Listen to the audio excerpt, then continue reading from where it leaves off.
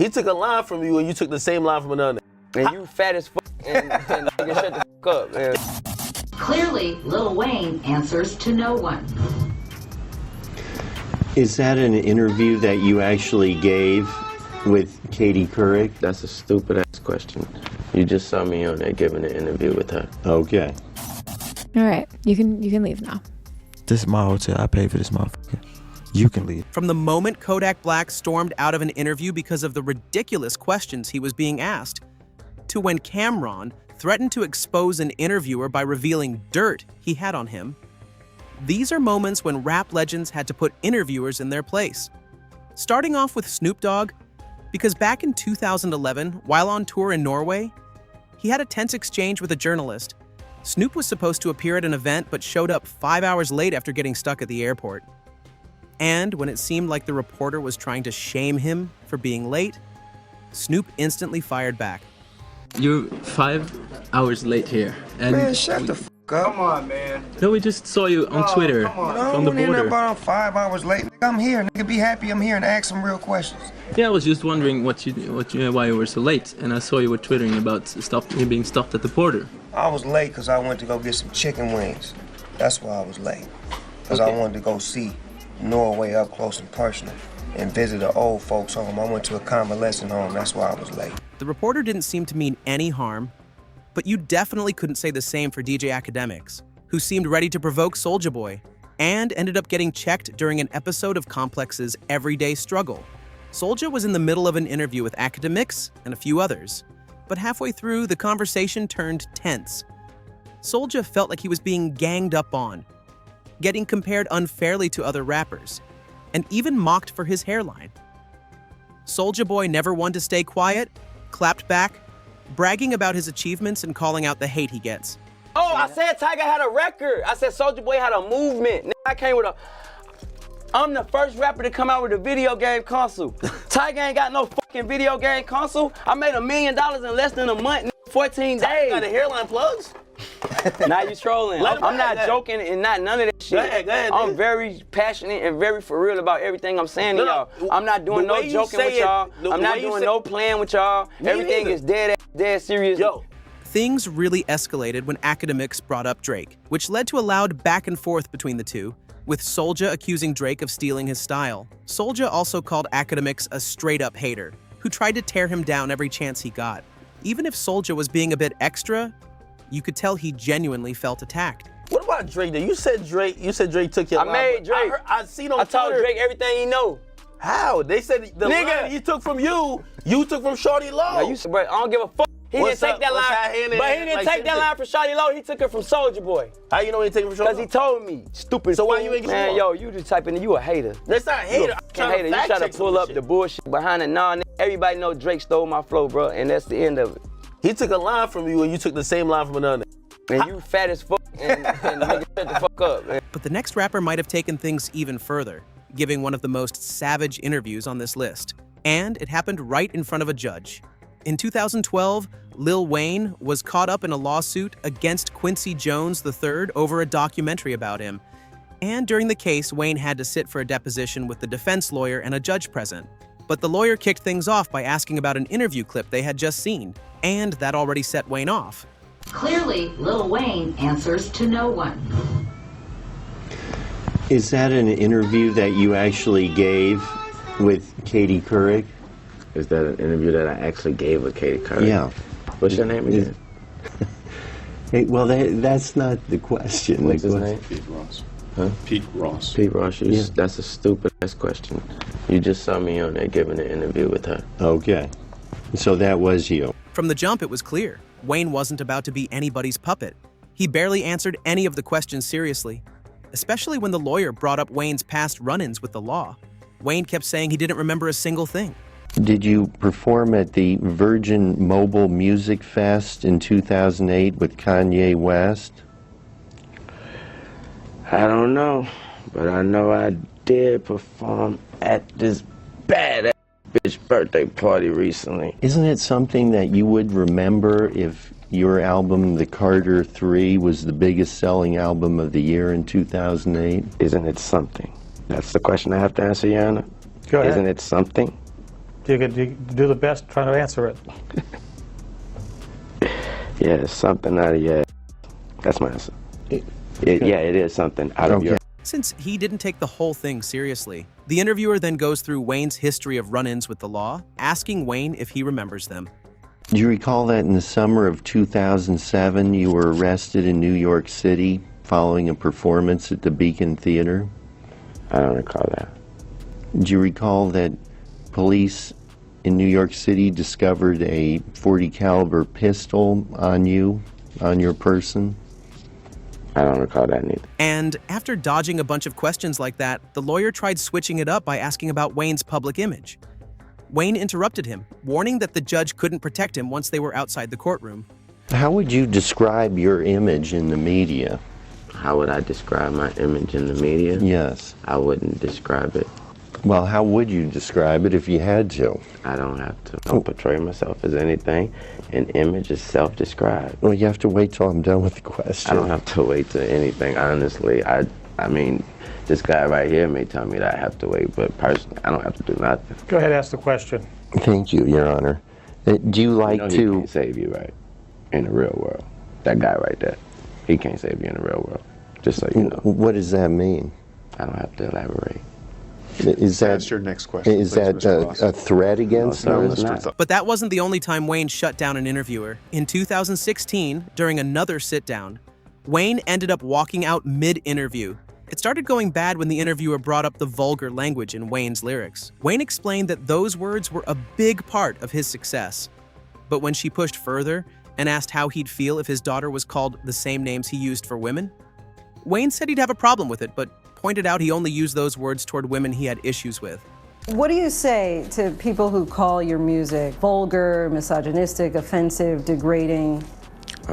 No, if that's what you think about the music, if that's what you categorize it under, then so be it. All those things made me who I am, and I am a very successful man. Please keep looking out for more, because it's coming, baby. So your daughter, would you have any problem with her being called a or a hoe?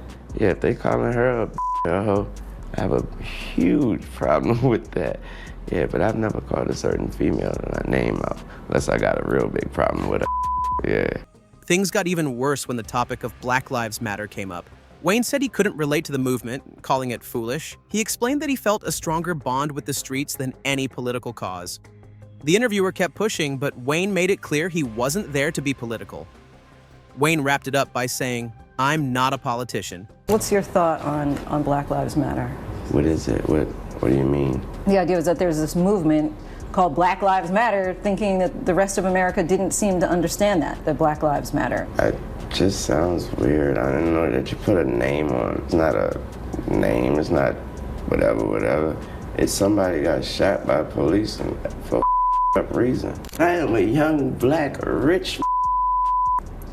If that don't let you know that America understands Black matter these days, I don't know what it is. Don't come at me with that dumb man. My life matters, especially to my. Do you separate yourself from it? I don't feel connected to a damn thing that ain't got nothing to do with me. If you do, you crazy. You connected to this flag right. As I'm connected, I'm a gangbanger, man. I'm connected. He ended our interview angrily. And while Wayne is known for his heated moments, Jay-Z isn't usually that way. But Jay had his own moment when he had to check an interviewer for a simple mistake. This happened back in 2010 on The Charlie Rose Show when Jay was promoting his new book. The host asked about Tupac, and that's when Jay stepped in. Jay-Z lets the host know that he's not saying Tupac's name right. Tell me about Tupac. Can I explain something here tonight? That's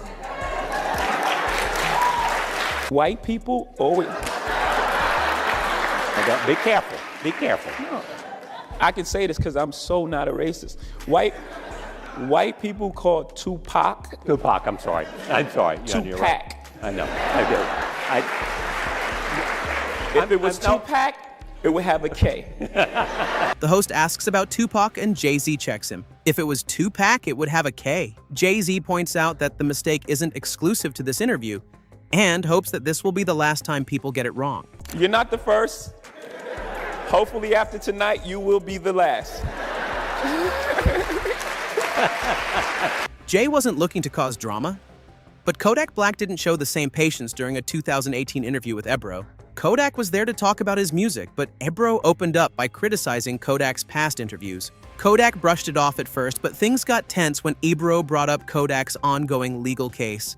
Yo, man, first of all, I gotta be honest, I was skeptical on doing this interview. I saw your other interviews where you was wearing like a ski mask and all that, and I was like, I'm not really interested in talking to this, but...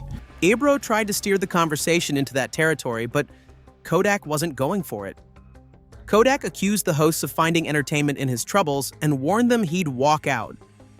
When the hosts awkwardly tried to switch topics to something random like the moon landing, Kodak wasn't buying it.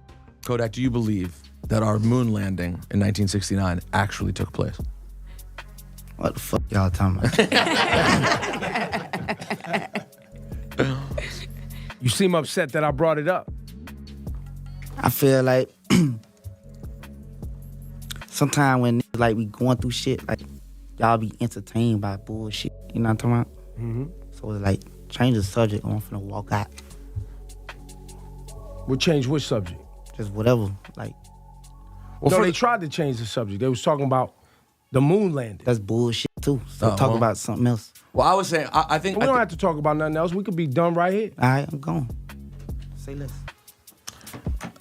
He ended the interview by saying, I don't gotta talk about nothing else. I'm out. And then there's DJ Vlad, who also got put in his place, this time by U-God from Wu-Tang Clan. From the jump, U-God wasn't feeling the interview. All right, here we go. U-God, welcome to Vlad TV. What's up, big man? Everything good, man. Huge, long time fan of you, man. Yeah. Vlad kept asking about things that U-God felt were already public knowledge. U-God snapped at him, you asking me or telling me? Now, during the time, though, you were hustling. You asking me or you telling me? Well, I mean, I've seen your other interviews, so I guess I'm asking you, but I kind of already know the answer. Yeah. Even when Vlad tried to dig deeper into U-God's past, U-God shut it down. So the Wu-Tang Clan starts to form, and you guys start to work on the first project. How much of it did you actually see come together? Because at one point you end up getting locked up. You know the damn story, Vlad, man. Stop acting like you don't know the damn story, man. You know I was locked up. When Vlad asked if U-God expected Wu-Tang's first album to blow up the way it did, U-God explained that success is never guaranteed. You put in the work and let the chips fall where they may. He added that no one really knows how big they'll get until it actually happens. Did you know you were gonna blow up? When you heard the whole album get put together, did you think that this was gonna be something as big as what it became, or was it just another cool project? Whatever, man. I don't understand why people even ask that, man. You just do the work and you just put the work in. Whatever happens, happens, man. As an artist, I don't see no artists out here sucking their own dick until this shit becomes successful. You never know how big it's gonna be until you're in there, man. you keep asking me this. Did you know how big you was gonna be, motherfucker? Did you? No, not till you did the damn shit, didn't you? All right. And that wasn't the only time Vlad got checked during his own interviews. When Lil Baby sat down with him, things started smooth but went south quick. Vlad brought up Lil Baby's prison time, particularly when he was sentenced to 2 years. You ended up kind of getting lucky initially, right? Yeah, definitely. Okay, tell me about that. Actually, I had one lawyer, he trying to make me take 2 years, but I hired a new lawyer. And new lawyer got me a program for 6 months. Supposedly 6 months. At first, Lil Baby didn't mind talking about it. He shared how he hired a good lawyer and got his sentence knocked down to 6 months. But as Vlad kept digging deeper, especially asking about a prison fight, Lil Baby got suspicious. Vlad asked if the fight had anything to do with race, but Lil Baby clapped back. How you know it was a white dude? So you started to get into fights essentially in the program?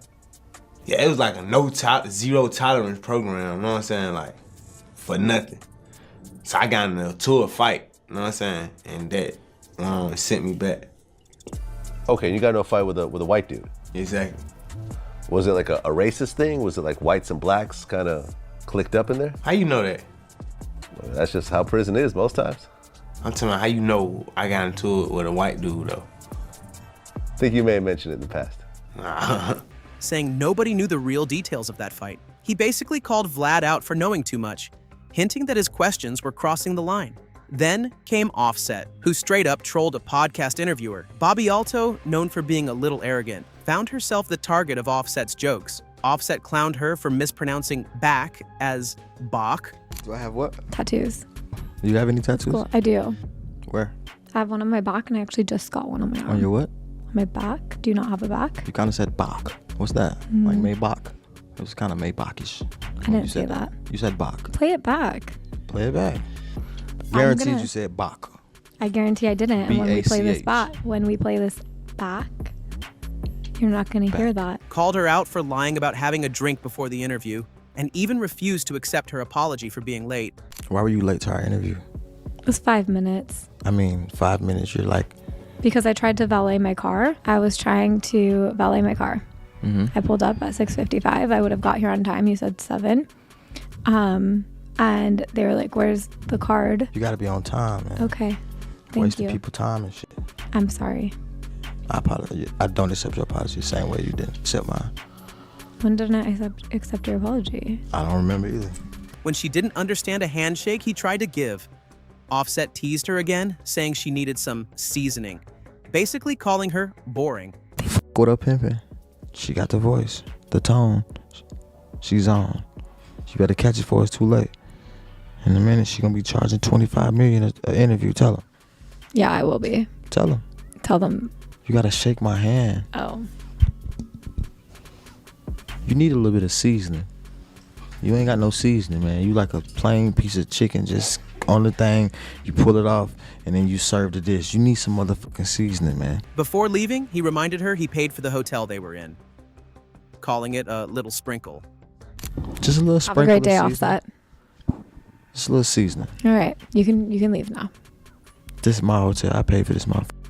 You can leave now. Finally, Kanye West also had his explosive moment during his 2018 TMZ interview. When asked about his political support for Donald Trump, when the interviewer hit Kanye with a hard question, he asked for a moment to gather his thoughts. But when the interviewer tried pushing him to answer quickly, Kanye stood firm and took control of the situation. You want me to repeat? No. Well, why don't we do this? Let's take a quick break. When we come back, we're going to hear Kanye's answer. We're not going to Jimmy Kimmel the situation. No, we're going to come right back. No, we're not going to come right back. Okay. We're not going to Jimmy Kimmel the situation. Fair enough. We're going to give me time to think. Okay. Fair enough. You asked me a serious question, and I'm going to take some time to think about my answer. I'm going to use time to my advantage in this situation. Now repeat the question. After the interview ended, when the host asked if Kanye would take off his MAGA hat, Kanye made it very clear he wouldn't, saying his First Amendment rights allowed him to wear it. You are one of the more interesting people I've ever met in my life. Thank you so much for doing this. I appreciate it. Is there something you love about me? Yes, I would love it, Kanye, if you would not wear that hat. It would make me and a lot of other people feel better. In fact, why don't we say, please take off the hat, Kanye? How's that? It's not good. Then I won't do it. Because you have a right to wear it.